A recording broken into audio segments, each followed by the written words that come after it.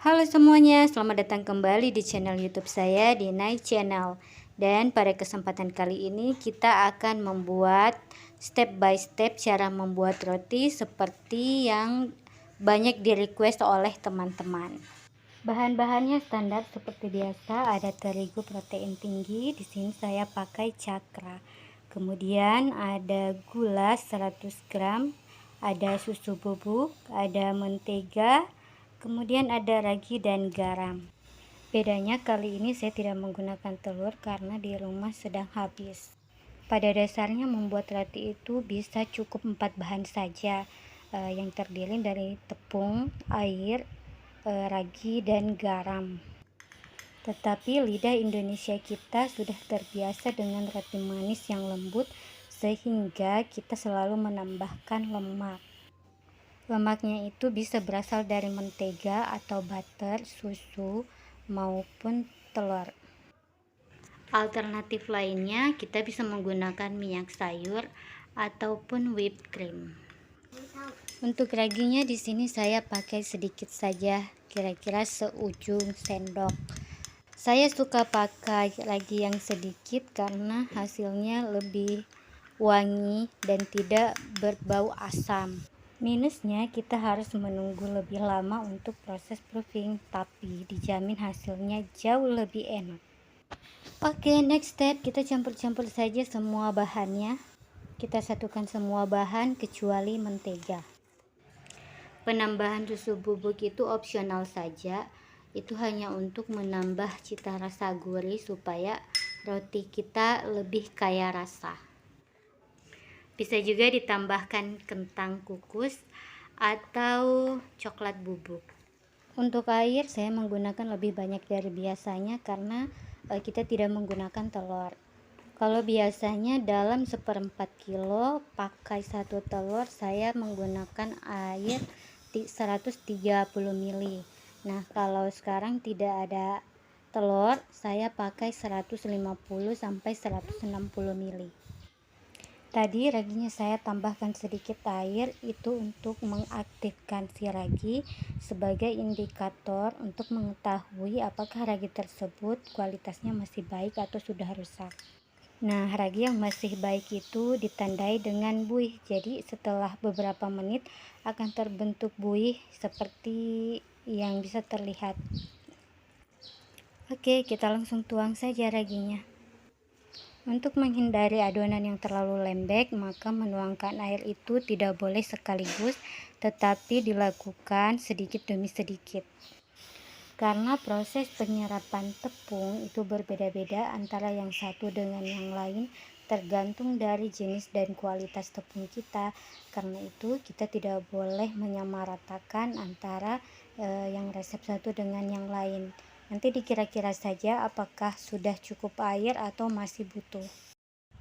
Kita aduk terus saja sampai adonannya rata dan teksturnya sudah cukup. Nah, kira-kira adonannya seperti ini, sudah pas, tidak terlalu lembek dan tidak juga keras. Karena adonan saya ini 500 gram adonan kering, sehingga basahnya adalah 1 kilo. Sementara untuk hand mixer saya itu maksimal 250 gram kering atau 500 basah, sehingga kita harus membaginya menjadi 2 bagian. Hal penting lainnya adalah memasang mata spiral si mixer.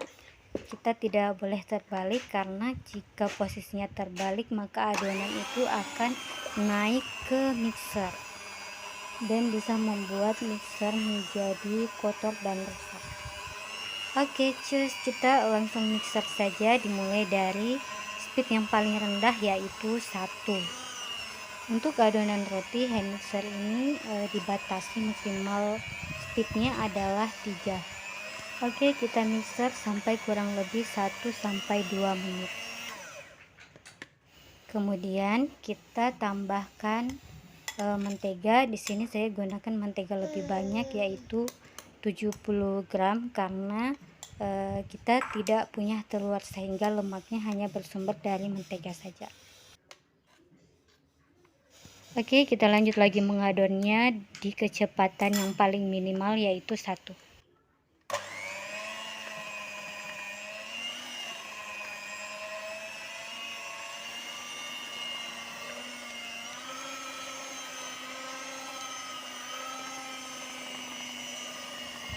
Setelah agak rata seperti ini, saya menambahkan speed mixer saya menjadi 2.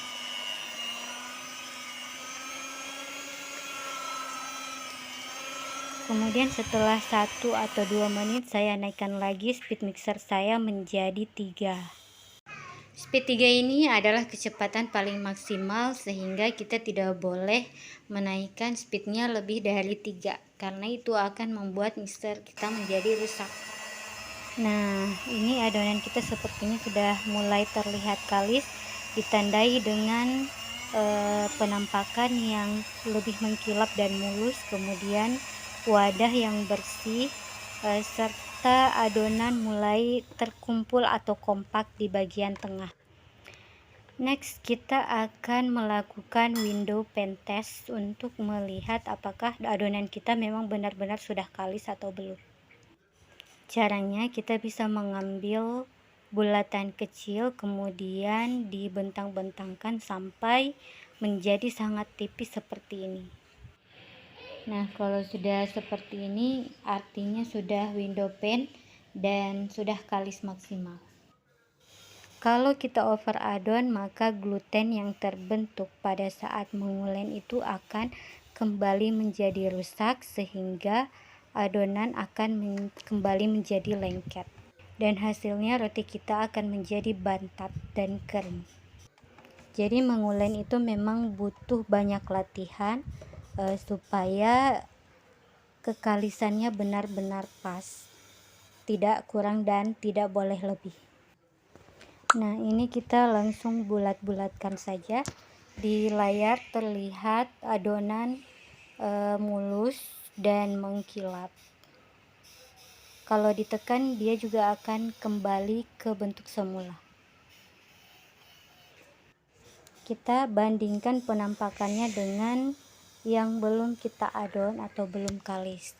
Nah, kalau kita tarik, yang sudah kalis ini tidak mudah putus, sementara yang belum diadon ini sangat rapuh dan jika ditarik langsung putus.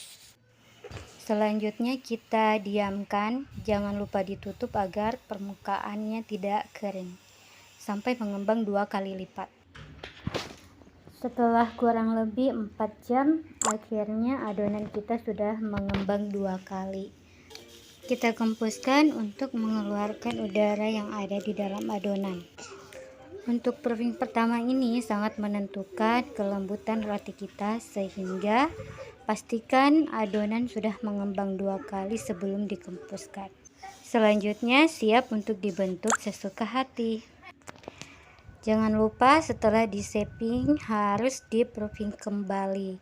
Nah, untuk proofing kedua ini akan menentukan kematangan roti. Oke teman-teman, sekian dulu untuk video kali ini. Semoga membantu. Selamat mencoba dan semoga sukses. Jangan lupa untuk support video ini dengan like dan subscribe. Terima kasih.